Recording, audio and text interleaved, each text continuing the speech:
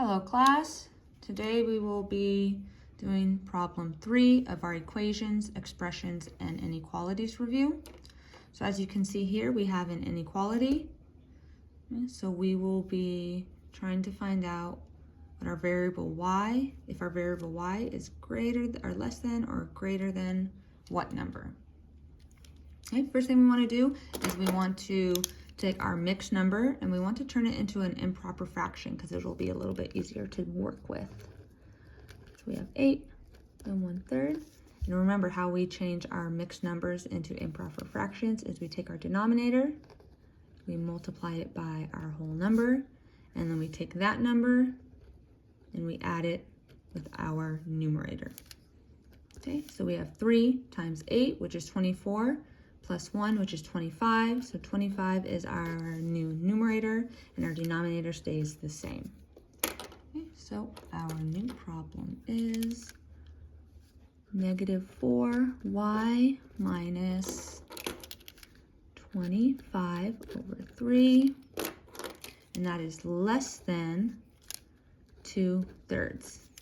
Okay, so next we want to go ahead and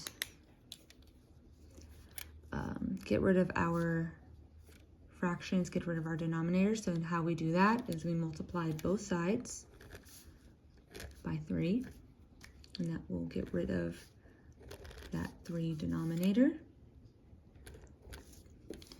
Okay, so on this side of the inequality sign, we have 3 times -4y and 3 times -25 over 3. Okay, so 3 times -4y is a -12y. Okay, 3 times -25 over 3, our 3's just cancel out. And that makes a -25. Okay. And then over here we have 2/3 times 3. Our 3's cancel out, and that just makes a 2. And I want to go ahead and talk about our inequality sign. So since we multiplied both sides by a positive number, our inequality sign does not change, it does not switch. If we were multiplying both sides by a -3, then our inequality would change from a less than to a greater than. So since we multiplied by a positive number, we keep our inequality sign as a less than. Okay, next. Now we need to try to get y by itself. So first thing we're going to do is we are going to add 25 to both sides. Okay, so our 25's over here cancel out, and then we have 2 plus 25, which makes 27. And then we bring down the rest of our problem. 12y. Okay. We are almost done. So now to get y by itself, we have to go ahead and divide both sides by -12.